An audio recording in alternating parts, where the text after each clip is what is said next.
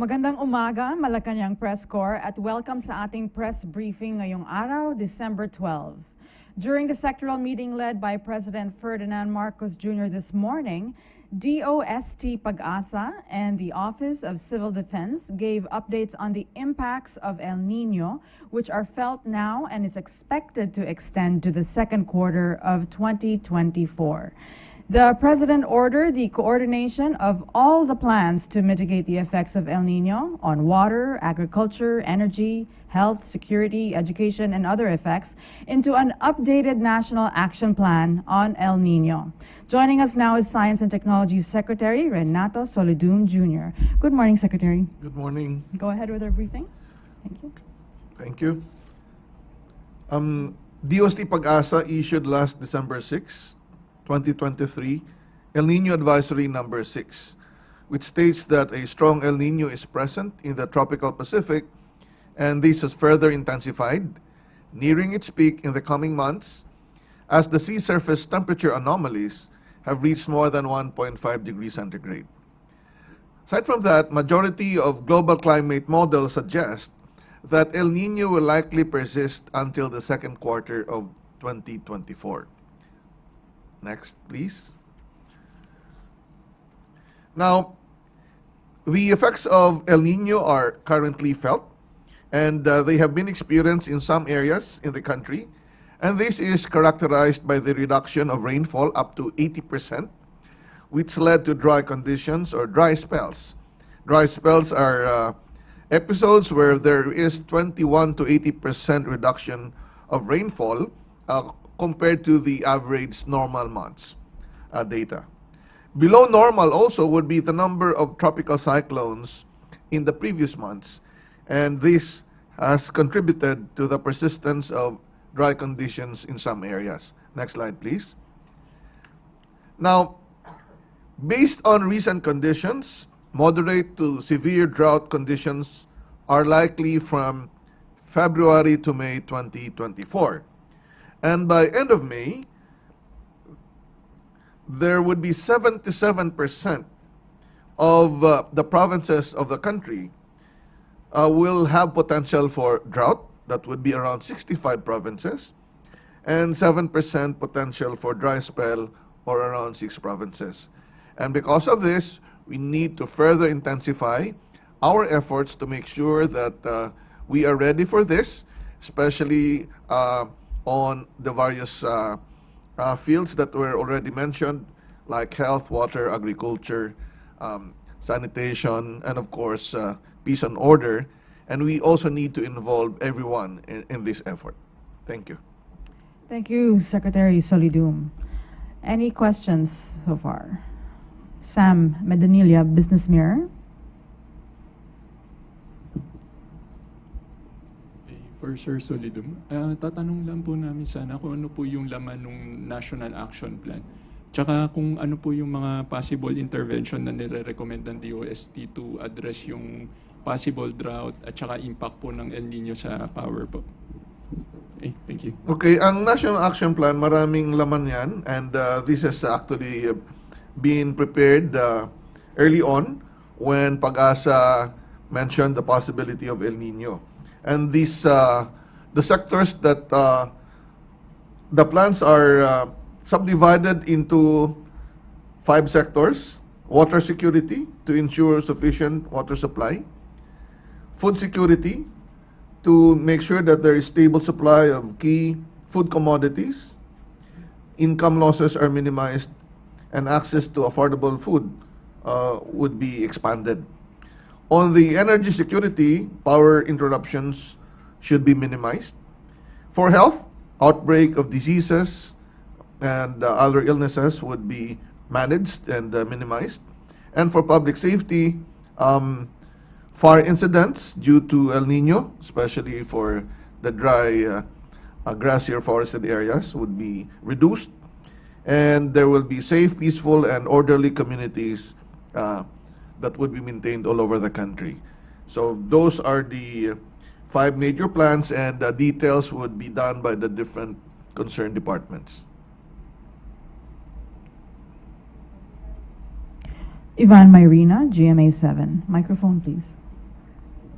Comparing this year's El Nino to the previous ones that we've experienced, Secretary, gaano ho ka severe ito, or is it less severe than the ones we've experienced? Strong ang indication ng El Nino, so we have to prepare. And if I recall, may I ask is it similar to the 97-98 episode? Comparable to 97-98. And that was the worst we have ever experienced. Yes. So we need to plan ahead, and we should make it fast. As the evaluation changed from from the previous one to a strong El Nino. Are we looking at extreme temperatures, especially for during the summer? Are we in for the hottest summer in recent memory? Yeah, the temperature that is forecast during Amihan times, will be from 9.4 degrees to 14.8, and the maximum temperature in northern Luzon around April or May can be up to 41 degrees centigrade, and that would be the actual temperature. But if you add on the heat index, usually plus 5 to 15 degrees. Now, magkaiba kasi yung heat index, importante yun sa katawan ng tao. In Metro Manila, maybe around 38.3, and in lowland Luzon up to 39.9, sorry, and Mindanao by April around 39.5. I think it's comparable, right? It's not, Annalisa, is that the maximum? Hindi naman, di ba? Comparable lang.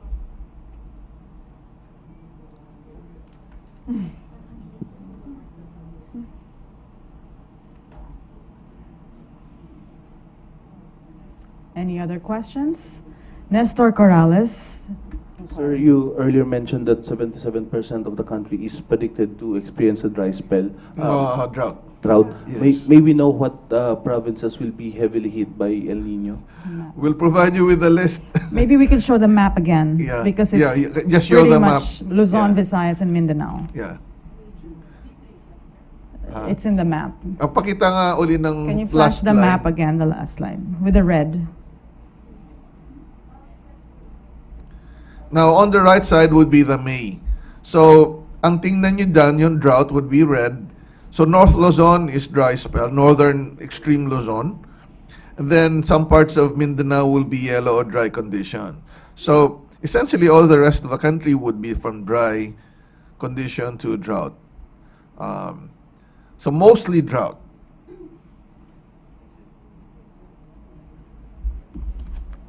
Tuesday New. Easy. Good morning, Secretary. Sabi niyo, sir, we have to prepare fast. How will we do that, sir? At ano yung pinakamabilis na paraan na gagawin natin? Ang utos ni President would be to categorize actions into short and medium. Yung short, kaagad-agad. Yung madali, we have to be realistic. So marami namang talagang nakaplano at ginagawa na. We just have to make sure that the coverage would also expand according to the forecast. And of course, that would the one important thing is to enhance the communication effort, and this will be handled by the Office of the President, so that we can have a massive information campaign on what we need to do, what the government is doing, and what our kababayan should also be doing for their counterpart. Eden Santos. Secretary, good morning po. Doon naman po ako sa Lindol, Sec. Tanong ko lang po kung sa taong ito ba ay nag-exceed tayo doon sa dami ng mga naranasang lindol ng bansa, at mostly bakit po sa Mindanao ang tama po ng mga lindol? Okay. If you count the aftershocks, yes. Pero there are sometimes years where we have major earthquake events. And major earthquake events would trigger a lot of aftershocks. So by counting, talagang sobra yan. Kasi for example, sa magnitude 7.4 earthquake event, mahigit 3,000 na yon. Baka umabot pa yan sa 4,000. But the important thing though is the consequence of the events. And if you look at past events, these events in Mindanao have not really caused significant casualty. Important thing though is we need to make sure that people understand that all the rest of the country except Palawan Island is transected by active faults and also bordered by what we call trenches. And the reason why we have several in Mindanao is because in Mindanao we have at least 3 to 4 trenches compared to Visayas and Luzon, no? And some of these trends, like the Philippine trends between Samar Island and Surigao provinces, have not really moved for a long time. So, kaya nandun yung mga gaps na may mga earthquake na nangyayari. Now, on the Sarangani event noong November 17, part ito ng Cotabato Trench, which is also very active in generating major earthquake events. So, kaya nagkakataon na yung ibang lugar would have stored so much energy that need to be released. Kaya minsan may mga major earthquakes tayo. Follow up lang po. Yung sa the big one po dito sa Metro Manila, kasi yung 7.4 sa ibang lugar, malakas na po yun. Sa Metro Manila, yung in-expect po nating lakas ay 7.2. Tama po ba yun? If the scenario that we look at is the West Valley Fault. So based on the length of the fault, we can expect that it can generate a magnitude 7.2, and since it is already on land and we are staying on land, the intensity of shaking that we will feel will be much stronger, intensity 8. Compared to the 7.4 magnitude in Surigao, energy-wise much stronger, but since the epicenter was offshore, what was felt inland was not that strong, intensity 7 lang. And there's a big difference between intensity 8 and 7. Intensity 8 is when you cannot stand, and shaking will be kind of long, close to 1 minute, depending on the foundation. Itong 7, mga ano lang yan, mas you can stand, but less damage. Can we safely say po, Secretary, na at this point in time ay mas handa na po tayo doon sa the big one compared from 10 years before? Definitely, when you were still covering me, we were both, sorry. And definitely, yes, I agree with you. Yung katabi mo, kasama rin yan. And essentially, yes, definitely. But we need to make sure that the information campaign is continued as we have more youth now than before, and that they also need to know. What is important, though, is we need to continue strengthening the houses that we have constructed years before. Yung mga bago conforms to the building code, but we need to strengthen our building preparedness, and that is where the solution would lie on the potential number of casualty. Kailangang patibayan para kumonti pa ang maapektuhan. Okay, thank you. Alvin Baltasar. Secretary, good morning po. Secretary, going back doon sa El Nino, ano bang worst case scenario noong 1997 El Nino na sinisikap nating maiwasan ngayong paparating na El Nino sa 2024? May effect sa agriculture yun eh. Kaya nga, we need to make sure that water and the energy and agriculture are not that affected. Because that was really an issue that was very instrumental in making sure that we really need to prepare for this kind of event. And as you know, pagdating sa mga ganyan, we have to make sure na pag food ang maapektuhan, dapat ample ang supply kasi baka maka-apekto din sa mga pricing, di ba? So that is the critical thing. We need to have food stocks and making sure that enough water and energy are available. So distribution is also a very crucial thing. Secretary, follow-up lang po. In terms of budget, magkano ba yung budget allocation natin para dito sa El Nino? I don't have the number, but there were proposals for increased budget as requested by different agencies. Agencies have their own fund, no?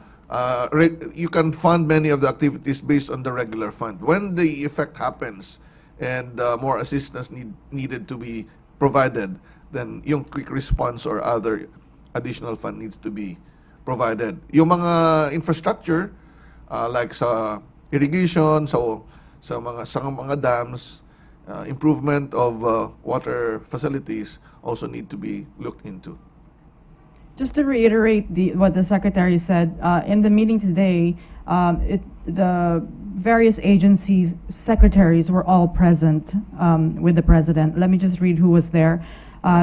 DND Secretary, DA, DOH, DTI, DSWD, DENR, DILG, DOST, DBM, DOE, DICT, NEDA, OCD, MWSS, NIA, National Irrigation, and NWRB. So it is a whole of government, and we need the whole of society to also be aware and to prepare for this.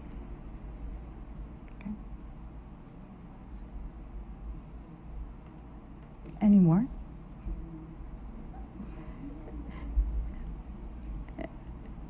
No more questions? Wala nang tanong. We need your help here Yes. in informing our kababayans and also educating them on what needs to be done.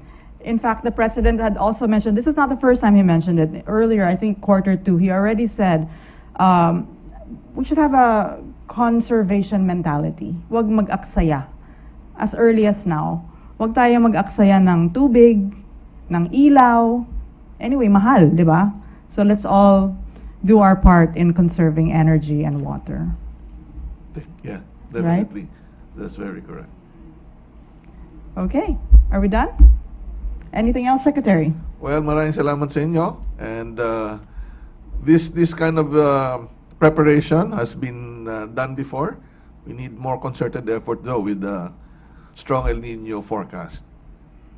Thank you. On that note, this concludes our press briefing this morning. Maraming salamat, Malacañang Press Corps, and maraming salamat, Secretary Solidum. Thank you.